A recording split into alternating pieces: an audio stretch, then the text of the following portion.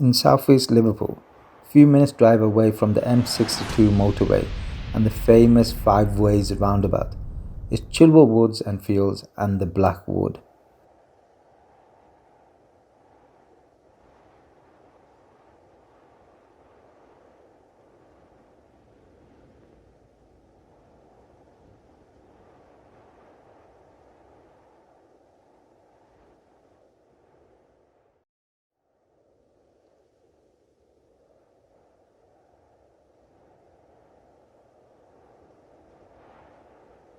Nestled in the lush suburban area of Childwall and bordering Gattaca and Woolton, Childwall Woods and Fields is a 39-acre local nature reserve made up of semi-natural woodlands, wet grassland and meadow.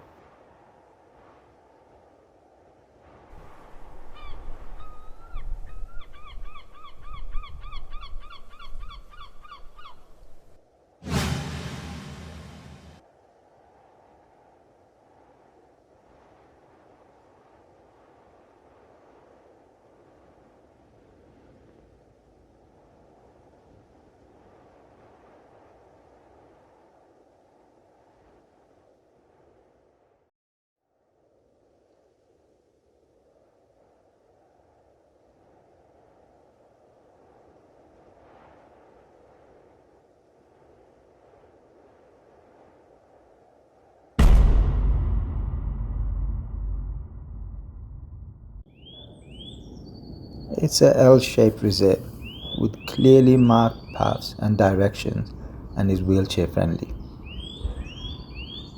The areas are alive with variety of trees, colorful butterflies, breeding birds, fungi, insects, even foxes and bats. It's this biodiversity and the wildness in an urban place that makes Chilwell Woods special. Some of the trees were planted over 300 years ago. In fact, Chilwell Woods has more veteran trees than any other site in Merseyside. They are spread out throughout the reserve, especially along Chilwell Park Avenue side.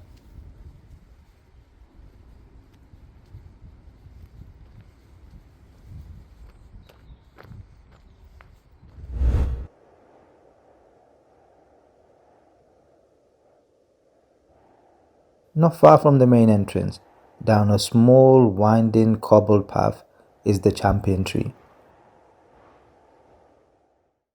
This is a variegated oak tree, one of only 68 trees of its kind in the British Isles. A variegated oak is a man-made tree where albino oak is combined with common oak and grafted into the root to create creamy white ripple on the green oak leaf. It's like sculpturing, but with living leaves instead of stone.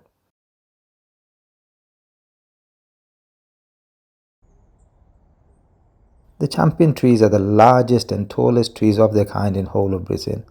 Two of them were planted here in Chilwell Woods around 140 years ago during the time of Ralph Brocklebank, the wealthy owner of the Brocklebank shipping line, who lived at Chilwell Hall until the late 1800s. Ralph imported many exotic trees and rhododendrons here for the pleasure of the tenants at Chilwell Hall. But the man with the magical touch was his famous gardener, Thomas Winkworth, who would have pruned and balanced it to be that way to stun the viewer. And it certainly does that, especially when the sun sets behind it. Sadly, one of the champion tree, the largest one, was lost to a storm in 2021 and now only one champion tree remains. It's the only one of its kind in whole of Lancashire. The bottom 5 feet approximately is the natural oak tree, while the top half is cultivated by man. It's an incredible horticultural feat and would have made the specimen very expensive back then. Come along later in spring around May-June time if you want to see the beautiful patterned leaves on this rare tree. But don't step inside the small boundary created by volunteers so you don't damage the roots, especially as grafted trees don't usually last as long as the natural ones.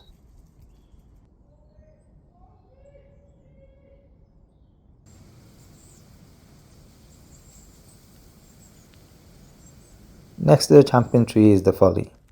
This is a sunken garden that has been purposely dug out here. Most likely it was created at the same time as the hole.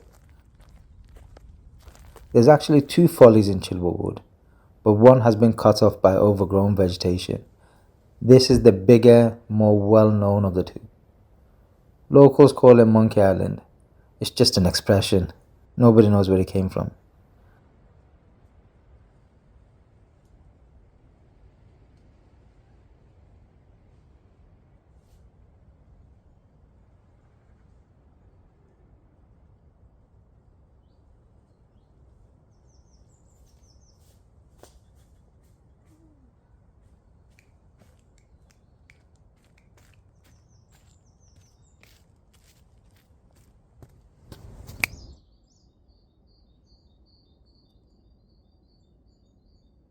When it rains for a long period, the folly fills up with water, giving it a mystical look like a fantasy film.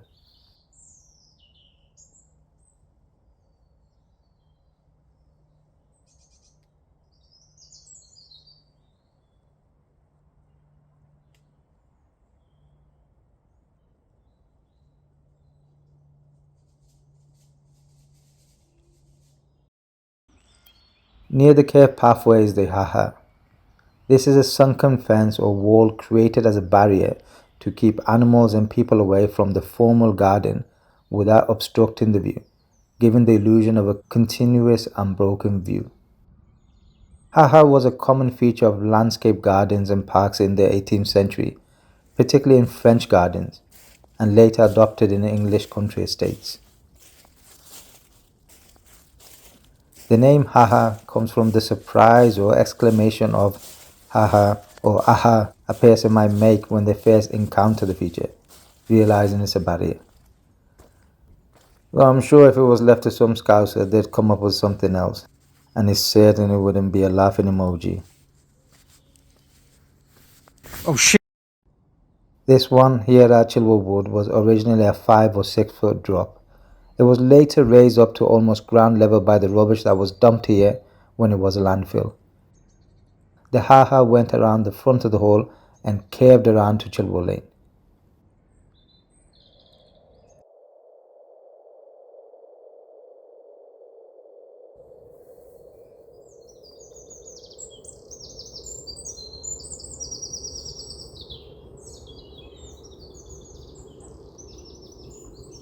In the center of the wood are two small shallow ponds. They were introduced 3 years ago in 2022.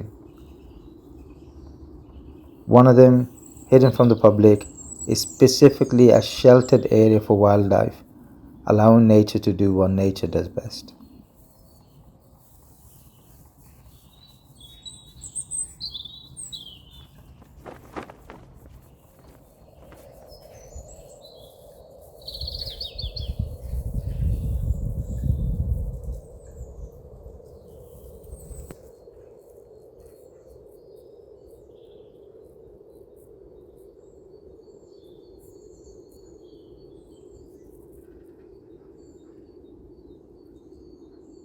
Childwall Woods and Field has been in existence for several hundred years, with a small number of landowners possessing vast amounts of land purely to themselves.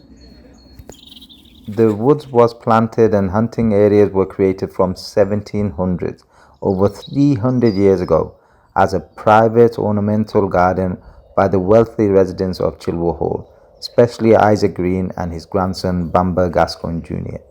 It's why there's so many huge old trees here.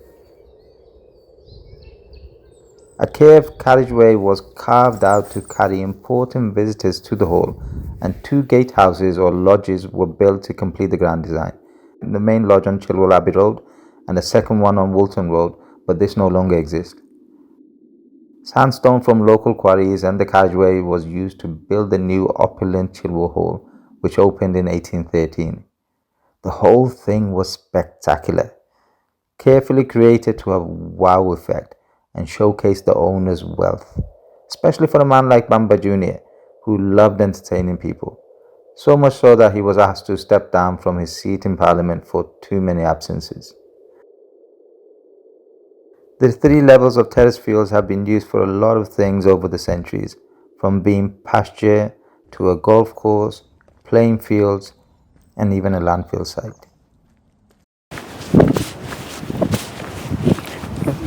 Childwall Manor was created in Norman times, and ownership of the manor passed around various families. But by the 1600s, the Earls of Derby came into possession of the manor. At the time of the Civil War, the Derbys lost possession of their manor. There was ongoing legal dispute between the Legays and the Earls of Derby as to the ownership, and the Legay family was represented by Isaac Green, local lawyer, who was related to them. Childwall Woods and Fields were the private grounds attached to a former manor house. Childwall Manor was a small manor in Childwall Valley. By the 1700s, lots of manors were available to buy, especially here in Lancashire. A lawyer called Isaac Green, with a practice in Liverpool, represented the Legay family against the Derbys in the legal disputes between them. Isaac Green had climbed the social ladder to become the legal advisor and friend of many other local landowners. His daughter Mary inherited from him 6 manors within present-day Liverpool. Mary Green married an MP, and their sons, Bamber and Isaac Gascoigne, were MPs for Liverpool for just over 50 years. They were mostly based in London, but when Bamber left the Commons, he settled in Liverpool. He decided to have a grand country house built to replace the old manor house. He was able to commission the famous architect John Nash to design it for him. John Nash, who had renovated Buckingham Palace, he didn't normally do private projects, but for Gascoigne's commission, he was able to use the design of his own house in Sussex as the basis for Gascoigne's new manor house in Childwall.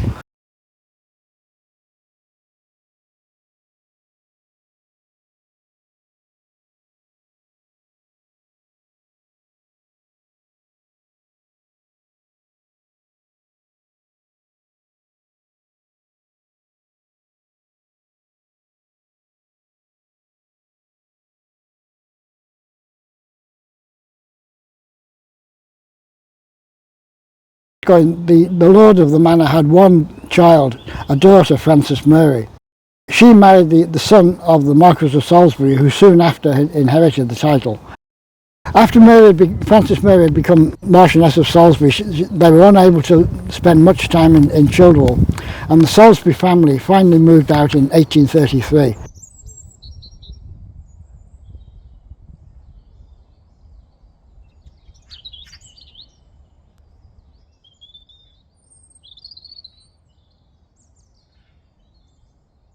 Over the next 83 years, the hall was rented out to a sequence of 4 wealthy families.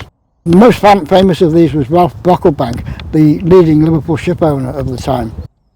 During his time here, the Woods saw the introduction of exotic botanical specimens, which he was able to import, especially a variety of rhododendrons, still to be seen in the woods today. After World War I, when the hall was again empty, Childwall Golf Club rented the hall as its clubhouse and built a course on the field.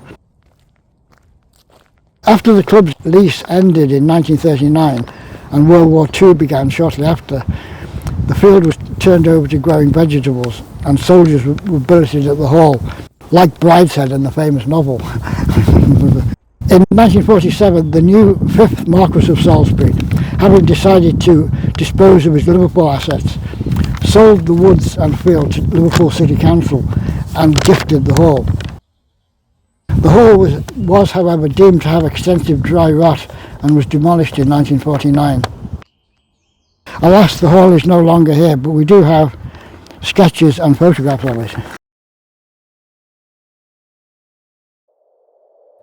The council replaced it with a College of Further Education. They had hatched a plan to dump domestic rubbish on the field, and in the process create 3 separate levels to be used as playing fields. The rubbish was then capped with clay and then soiled to renaturalise it. The top field was briefly used for sports, but bits of rubbish were finding their way to the surface, and the playing fields were soon abandoned and left to public recreational use. The adjacent woods at the top of the hill were also fully open to the public in 1967.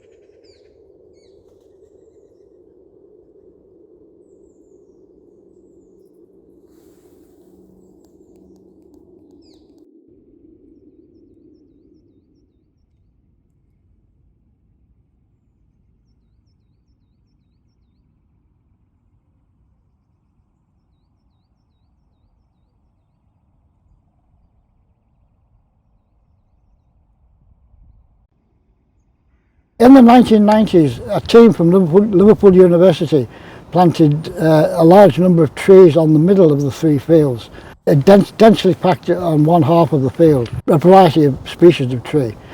This was to see how well they would grow on land which had rubbish dumped on it.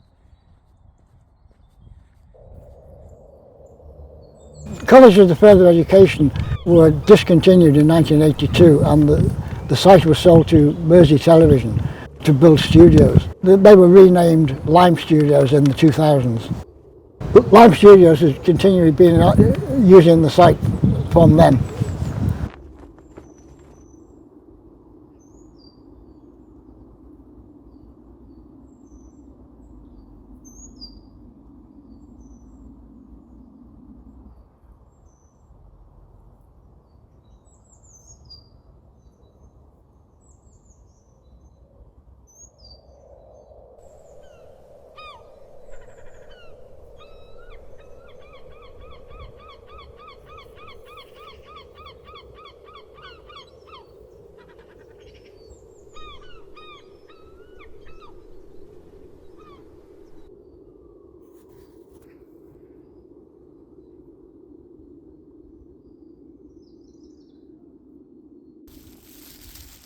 David informed me that Isaac Green was a very rich man.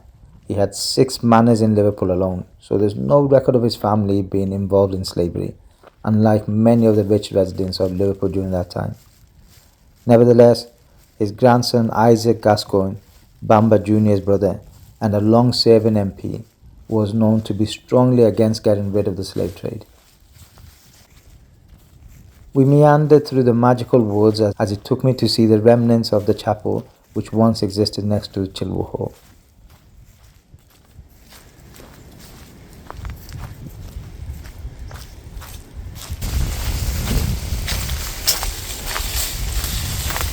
This tree has only fallen down Recently. weeks ago. It's completely filled up here. You see this arch window, gives you the impression of it. It's been bricked up in part at some point, we don't quite know why. But that's where the chapel was. This arch gives you just the impression that it's there. And you see that all this wall was part of the chapel, and that wall was the end wall. And the hall, of course, is just the other side of the road. It's surreal to know that beyond this wall, where a grand mansion once existed, now contains the fake set of a TV soap opera.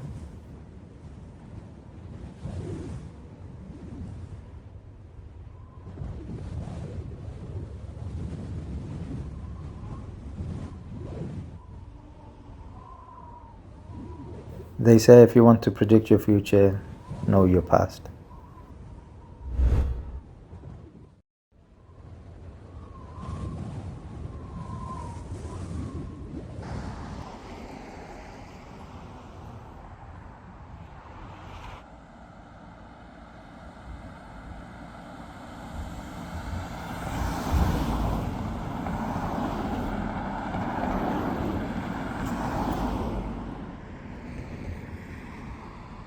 It's incredible to discover that Childwall Woods, once trodden by the footsteps of the rich and powerful of Liverpool, has had such an eventful history. Even Childwall Fields, which was known as Childwall Park over 100 years ago, was completely different to what it is today.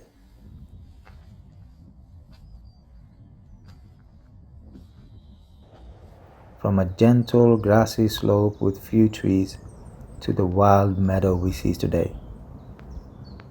On a clear day, you can see Lancashire Plain to the northeast and Peak District to the southeast. You can also spot nearby Runcorn Bridge crossing the River Mersey.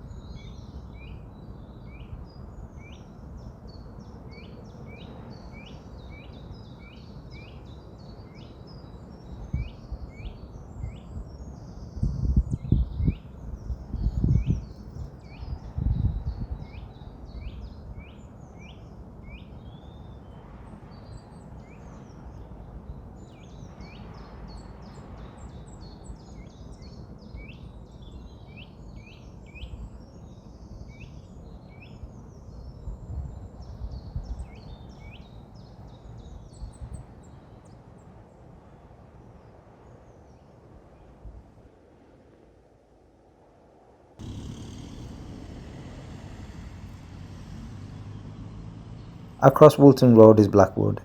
It's a smaller wood compared to Childwall Woods, but no less important, dating back as it does to 1600s.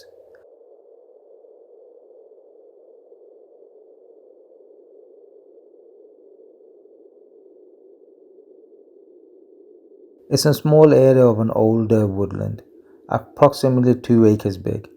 Together with the 37 acres of Childwall Woods and Fields, they make up the 39 acres of local nature reserve. There's no clear record as to whether Blackwood was connected to Childwall Hall. It's always been called Blackwood, and Woolton Road is an ancient route which has separated the two woods.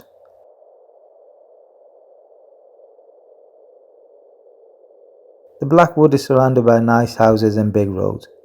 St. Francis Xavier's College, or SFX, is across the road, while Woolton Village is a short walk away.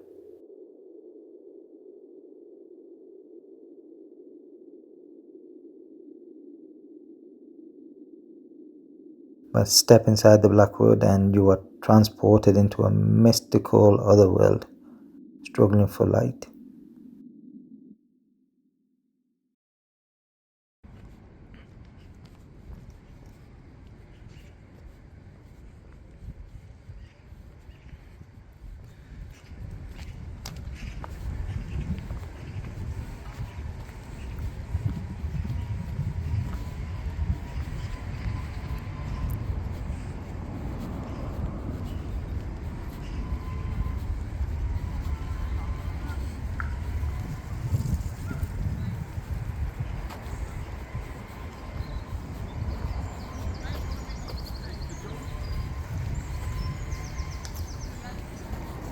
Okay. Hello. Oh, hello.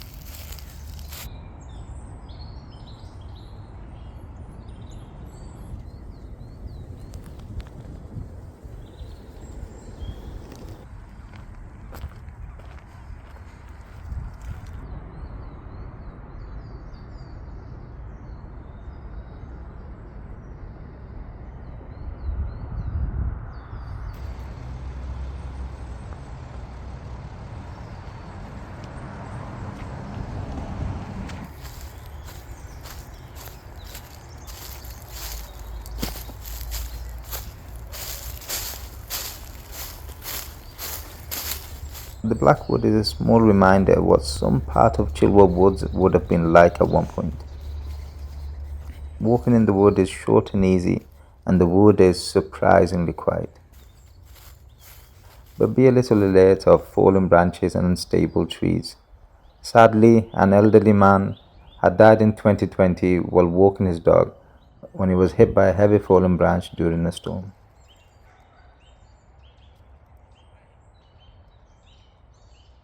In 2008, many of his trees died and rotted away. Nevertheless, it's been recognized as an important habitat for wildlife, and the woodland was designated by the City Council as a local nature reserve.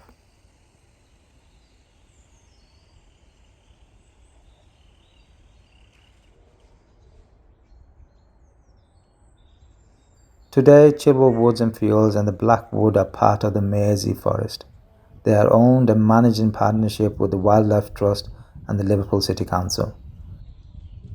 But in reality, it's a voluntary group called Friends of Childwall Woods and Fields, and made up of passionate locals who look after the place on a day-to-day basis and have done so for nearly 40 years now.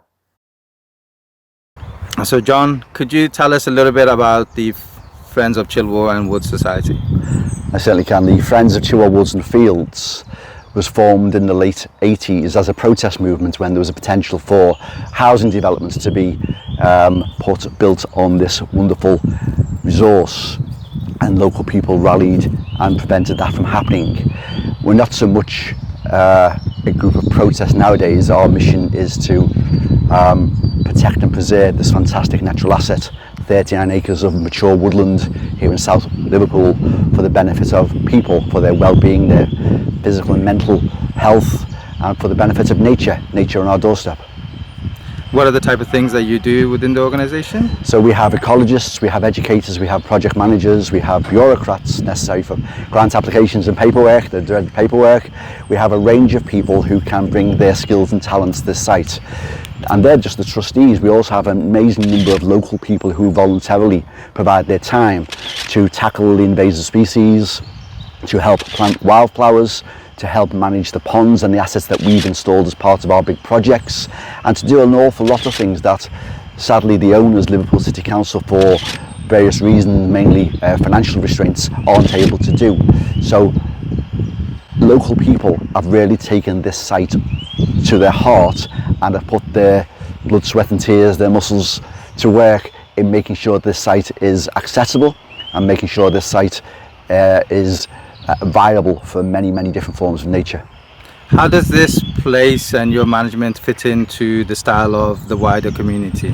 What are some of the things that you have in the wider community? So this is a social asset, and community development, the science of community development, is asset-based community development, ABCD, and we have developed this asset for the benefits of everyone, whether they are a volunteer, a trustee, whether they are from Childwall or whether they're from anywhere whatsoever.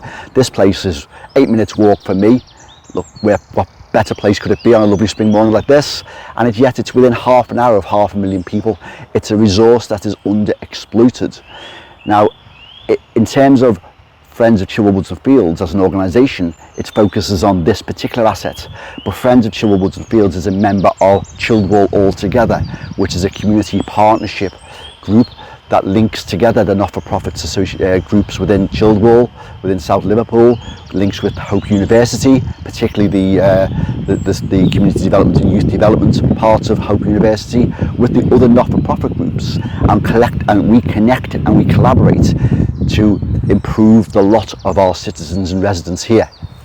Andrew, how can someone become a member and become involved within the society? Okay, so Abdus, so easiest way to find out details about how to become a member is to go to our website, and there's a little form that you can fill in there, or you can contact us. We do have notice boards at the entrances as well, which have details about membership and how that works. It's very straightforward. What we're really interested in is letting people know about the site and encouraging people to come and see it. We ask for a donation of £5 for a household. I can't remember what the... No, that's so it's okay. So just mention about the £5 and mention what the membership covers, like for example events and calendar, newsletter, whatever. Go on. So we ask for a donation of £5. So we for membership we ask for a donation of £5 per household, and in return for that membership donation, we send out emails that explain what's going on. We have a quarterly newsletter. We'll let you know about what events are being organised on the site. When we've got events going on, what we really want to do is get as many different people here to enjoy the site. We need volunteers, and it can be people who've got specialist expertise in different, if we have people who are very knowledgeable about trees and fungus and the environment, but we have people like myself who just enjoy the site and enjoy being outside, working outside, meeting people, like-minded people, and just enjoying the site. So the other thing that we do is we do have people who go out and speak to other organisations as well, give talks and explain what's going on at the site here. How did you get involved with Childwall Woods? Well, I've lived locally for over 50 years, so it's been on my doorstep all the time, and it's a place I've always loved to come to. I just love nature. It's who I am. It's part of my life. It is my life in a sense. And 35 years ago, I got involved quite heavily once I had spotted Japanese knotweed on the site. Now, Japanese knotweed is a highly invasive plant, and it takes a lot of effort and a lot of expertise to deal with it. And I was on the board of the trustees from sort of those times past, and been involved with it. And I was chair of the group for a period of time, but it was at the same time I was looking after my wife as she was in her latter years, and it was obvious to me I couldn't do the job. So John McCombs was available with all his expertise, and he was the obvious person to take over. So I said, John, take over please. I can't do it. I can't do the job that you will be able to do, and thus it is proved. I've always been passionate for nature from my childhood, going around with a jam jar and a net and dipping it into ponds and things like that. And in my schooling, I didn't have the opportunity to do any biology as a subject, so that only started once I got to university. And then from that moment, I got a job in the water industry as then an assistant biologist, and I worked right through to my retirement in various stages of the water industry, different reorganisations that took place, and I started off as a freshwater biologist, and then enlarged my scope of operation to being an ecologist, and that's the expertise, that's the experience that I bring to Childwall Woods and Fields. So I've got a passion for bird watching. I'll come to that in a moment. I've got a passion for bird watching, but I've got sort of trained expertise in dealing with habitat management, and I'm just so thrilled to have the opportunity to give that in. Alongside that, I'm a passionate bird watcher, not just here on the site, but I go various places. I run the Friends database on birds, which is it's now in its 6th year, so a lot of data there, and it's data which is put into the national database as well. So it's part of our contribution as we manage this site, having an awareness and learning more about what we've got in the way of birds, insects, butterflies, trees, flowers, fungi, all these things combined to make this such a very special place. So it's worth the effort for us to put our time and our money and our energy into looking after it, developing it, and making somewhere for our children and our grandchildren to enjoy in years to come.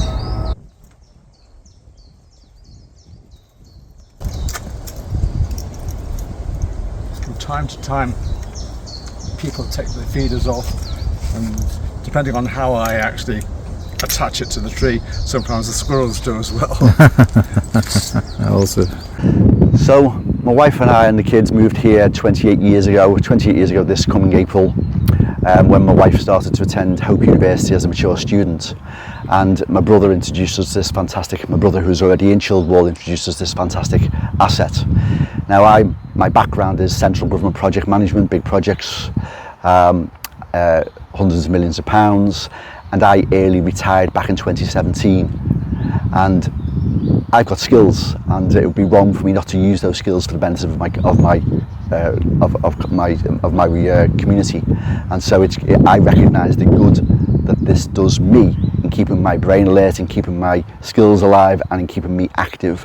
So I get an awful lot from the work I do with the Friends of Childwall Woods and Fields. Before I moved here, I lived fairly close, and occasionally my partner at the time, who's now my husband, we would come here, and I didn't know it was Childwall Woods.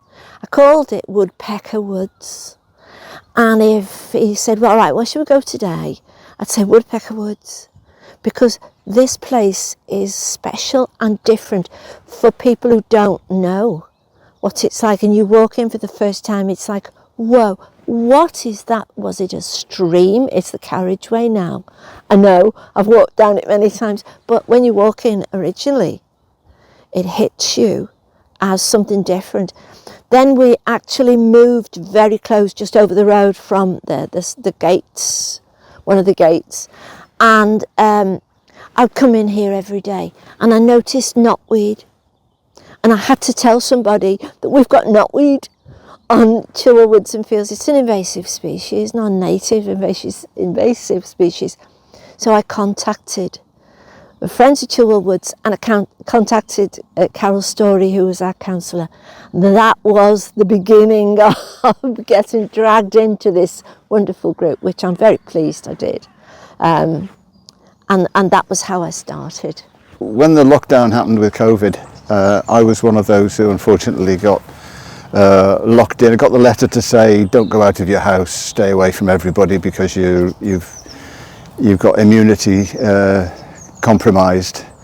So I just couldn't take that because I'm an outdoor person, so the garden wasn't enough. I decided to come up here and clear the paths, which by that time were getting really muddy right through the winter. They build up an awful lot of muck from the leaf mould, and people are having to come up in Wellington boots and wade through, people being put off coming through. So I brought my shovel and started clearing the paths. Yeah, being an engineer and one that sees problems and sees solutions to problems, and this seemed to be the simplest one, to somebody to come out and do it, because the council couldn't get out to do it and there wasn't the manpower employed at the time to do it. So I took it upon myself. Unfortunately the committee saw me. They'd already got set up and they hoiked me in to say come and do the volunteering section and to try and inspire other volunteers to come in and clear paths and, you know, cut up wood and things that are blocking the paths. So that's how I got involved, and I was eventually dragged onto the committee, kicking and screaming, to be a trustee with all that responsibility that it implies. But I've really enjoyed it actually. Organising the volunteers has filled a big hole from, you know, since I've been retired really. I'm a local person. I'm born in Huyton, grew up at the Rocket, and now I live about 15-20 minutes walk from the site here, and we sort of always knew that the site was here, and we knew one or two people who were involved as trustees looking after the site, so it's sort of grown over time, and it's just such a valuable asset for the whole community. It's like a little piece of countryside in amongst all the houses. It's just such a valuable asset that I wanted to spend time investing in that. Friends of the Woods and Fields used to hold collect litter picks. I originally got involved just helping them with that. And then somebody asked me if I could take over as the treasurer, with their treasurer had retired. So that's how I came onto the committee. And I've been doing that ever since. Do you have any fond memories of this place?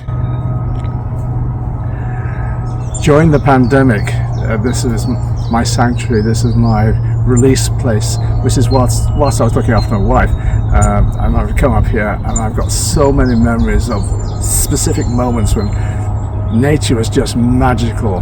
Coming up on a cold frosty morning and being surrounded by mist, by fog, and seeing the trees in that, and then other times where it's all frozen and there's magical patterns of ice on the puddles of water. And one memory which just stands out, I came and the woods were absolutely breathless. It was a sunny day, blue sky, and not a single leaf in motion, and I could have stayed there for hours and hours and hours. It was just an outstanding memory which will never leave me. So I've got lots of memories. I was walking with my granddaughter one day through the woods. She was about 4 or 5 at the time, and the friends of Childwall Fields were doing a little insect homes building event, and I got involved, and within a few minutes I was cutting wood with saws and I was doing all that, and then we started having a chat, and I could see that they were an organisation that could do with some support, and the journey in the last 5 years since my involvement has been to build the organisation, to get us digitally savvy, to get us much more aware on the social media, to build our profile, and to do an awful lot. I was grateful for the support of the trustees to acquire £93,000 worth of funding and to complete our habitat and access project, which has improved 1,000 linear metres of pathways, which has planted 4,000 wildflowers, which has done all sorts here. It's the biggest spend that we've had on this site in 50 years. And it was done independently of the City Council, because we have the ability to do so. And it's that mix of ecologists, educators and project managers and bureaucrats like myself, that it's that diversity that is the strength of our group. Well, I've loved taking my children around here. I've loved finding veteran trees in here, because this wonderful place is in the city. You wouldn't know it, but this is Liverpool city, and I can't see a building in the distance. I can, but the memory to me is bringing my grandchildren in here, them finding and climbing trees and finding dens and making dens. I loved that. But the loveliest thing to me is pond dipping with children who've never seen a newt, with people in the community, children in the community, who I bring the nets along and we have a quick pond dip with their parents, obviously, safely. We have a look what's in it, because they are unaware of that what's going on here. So really it's finding out about this place. I don't have one specific, I have many things. The trees in lockdown, we couldn't go anywhere but woods and fields and open spaces, and I did a very short course with the Open University. It was a 3-hour course with the Open University, and it was about veteran and ancient trees. And I thought, we've got some like that. And I came over here with a tape measure, and I phoned up John, who's the chair, and we measured a few trees and went, yeah, these are veterans. So I sent that in and put it on the ancient tree inventory. And they got back to me saying, fabulous, you're the only people in Liverpool who are bothering about trees. There was nobody recording trees in Liverpool, and it looked like we had no trees. Now we have loads, because I work with the Woodland Trust Ancient Tree Inventory, and this site has the most veteran trees in Liverpool. Incredible stuff. And they're all wonderful, and the things that live in them are incredible. So that's every time I walk, I'll go and look at my veteran trees. I've got loads of fond memories. I grew up not far from here, and my parents would bring me up here when I was a toddler.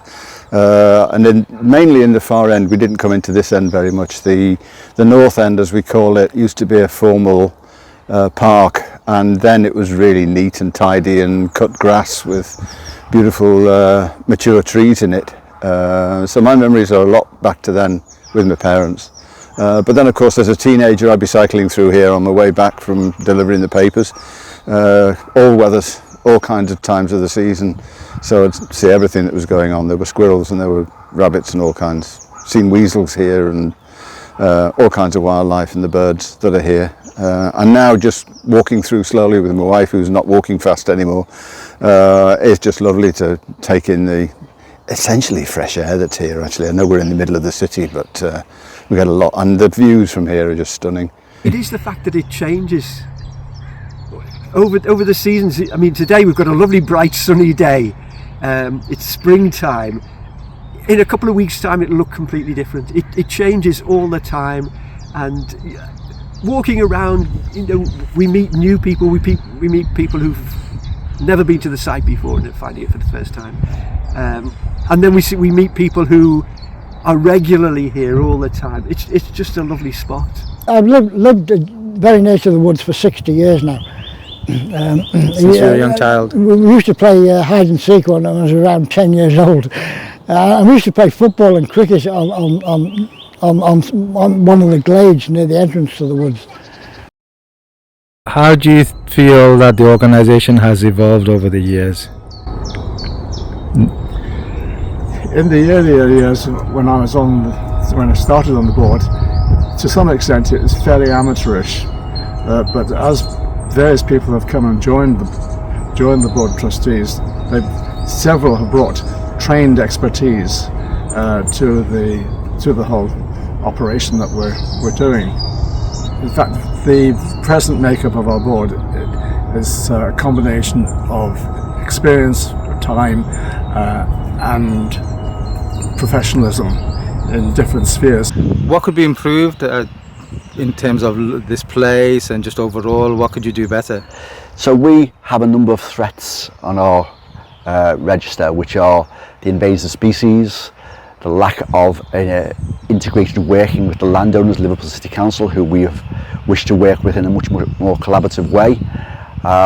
We really have an issue with the local nature recovery strategy that's been put forward by Liverpool City Region, in that strategy is a fantastic piece of work involving all sorts of stakeholders across the whole of the Liverpool City region to look at all of the green spaces, but it is a strategy only. There's no delivery, and without the commitment and the resources of Liverpool City Council as landowners for this site, then nothing will happen. It'll be all talk and no action.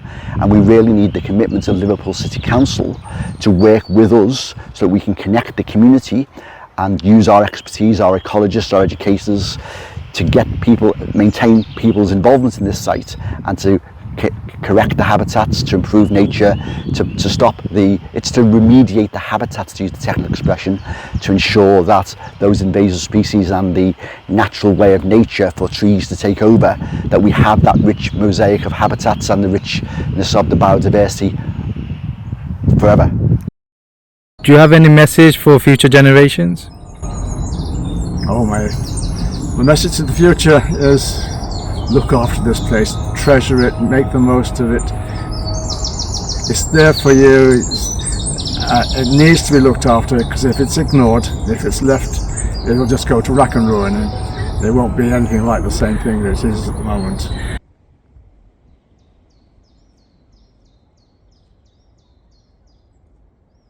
I hope that they enjoyed the legacy, the inheritance from the efforts of our group and our generation. Our generation quite rightly get the blame for damaging the planet, but I hope in the example of Childwall Woods, they appreciate that perhaps they are standing on the shoulders of giants who have done so much. And I'd really like this place to still exist and to be an example for communities everywhere of what they can do when they rally together. Just look closely and respect what you see. If you see little bugs on the back of leaves, which you do, respect them. You don't think that anything that isn't in your world is not valid. We're all connected. It's like clockwork. We all turn each other's cogs, and if you take out one of those cogs, such as Childwall Woods and what lives in it, the clockwork stops. The clock stops. So we've got to look after our green spaces and what lives in them. Those trees make our oxygen, they take in carbon dioxide. We need them, they don't need us, we need them. So be respectful of the role they play, I would say. Be aware and nurture it, take care of these things. The place does need to stay wild. I mean, that's the whole beauty of this place, is the fact that it's actually grown rampant and the dogs love running through, and there's all kinds of wild stuff here. But in the future, we want to keep all those fields open as fields, don't let the trees grow. We need a variety of life here. We need to keep the ponds alive, we need to keep them open, just keep things going as they are. A little bit now, but a bit more field. One of the things about this site here is it has a long history, and it's gone through many changes. And planning for the site here, I tend to spend a lot of my time just thinking days, weeks, months, maybe a couple of years ahead. The site here, you're talking 25, 50, 100 years time how it's going to be.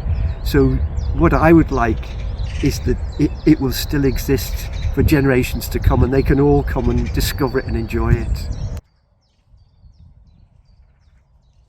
We hope that our efforts will be appreciated by many generations to come. Is there anything that you haven't said that you'd like to say, anything that you want to add? I've got a wren singing. It's the whole site is just has so much life in it, and so much variety. And as I'm standing speaking, you can hear the wren singing behind me, and it's just such a lovely, voluble sound. And wherever you go, there's nature, and whatever your interest, whatever your knowledge, there's more there to learn as you go on, and it's worth coming back to day after day. You've been involved within the society for how many years now? Just over 30 years now. Just over 30 years. Yeah. And David, you are an incredible representative of the society. You've done incredible work as a historian, and I'm very privileged that you've contributed to my video as well. Well, thank you. Thank you very much for your time and effort, and then coming out and giving me all the information as well. And thank you for your contribution. Well, it's a pleasure. Well, thank you very much for cataloguing the trees as well, and obviously promoting it to the wider world, and recording as well. It's incredible that we have people like yourself. Oh, thank you, thank you. But be clear, I do it because I love it. I'd do it if nobody else was interested. I'd be interested. And that's the beauty of these woods. The more you look, the more you find that you don't know. I don't know about these. I don't know whether we've got small rodents in here, small mammals, I should say. So we'll be doing surveys to find out if we've got dormice, if we've got harvest mice on this side, things that are not recorded. They're here, they're going on, and you have to look to find out and then protect them, and protect that environment because it's important. But I do it for me. I do it because it's absolutely wonderful to do. Well, what you do is definitely vital for the wider community as well. So I hope thank you so. very much for your I contribution. hope so. Nice one. Well, thank you for you and your team for all your contribution. We really genuinely do appreciate it, and this has been a privilege for myself in terms of how you supported me while making this documentary as well. So I appreciate that. Nice one. Thank you, Abdus. Both Childwall Woods and Fields and Blackwood represent the dedication and care by gardeners and volunteers over many centuries, including today. Come and see their hard work mixing with divine blessing that is nature.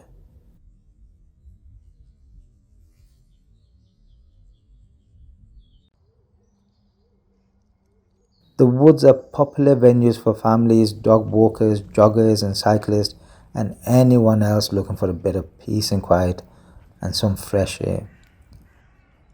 Like Andrew said, each season brings its own magic. But if you're looking for a bright floral display, the best time to come is late spring through to summer months. If you come in here by car, there's no visitor car park at site.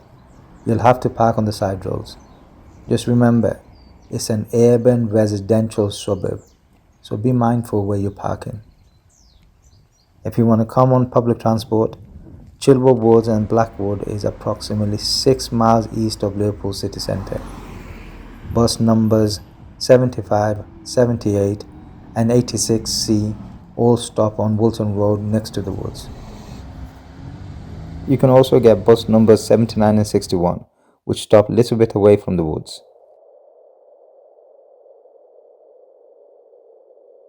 The nearest train station is Broad Green train station next to the motorway. You can walk it from the station. It takes around 25 minutes to get here. Once here, there are several entrances spread out along the boundary of the nature reserve, with the main entrance of Childwall Woods being located on Childwall Abbey Road. However, all the gates are locked in the evenings.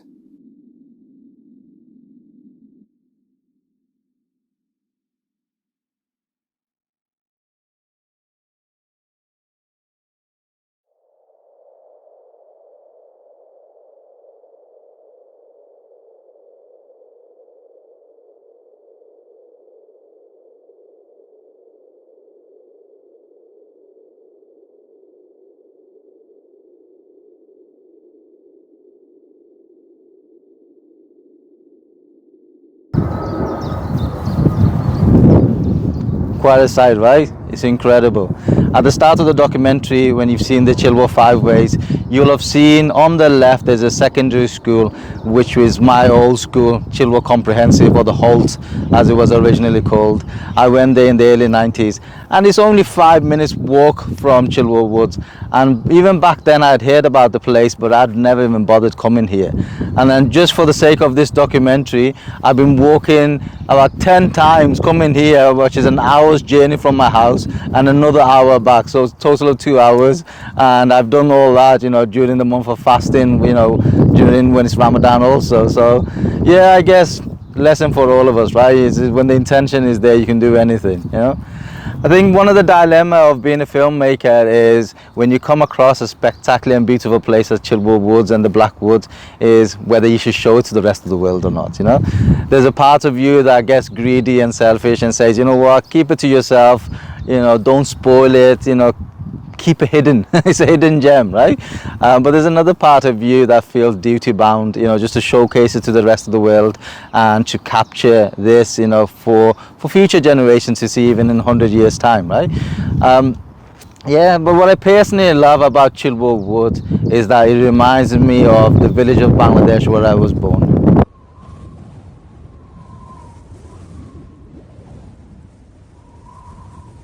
The cool breeze, the distant chatter, the sound of birds and insects, the tall trees, and the fresh water and green fields meeting the blue sky in the horizon all transport me back to Bangladesh while being here in England. Childwall Woods is a place where my two countries merge into one.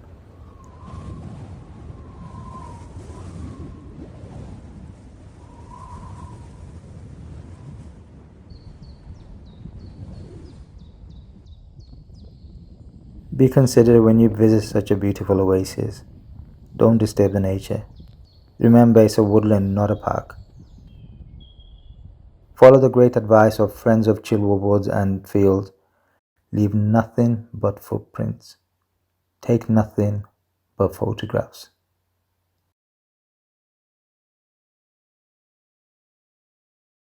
Take care. Assalamu alaikum. Peace be upon you.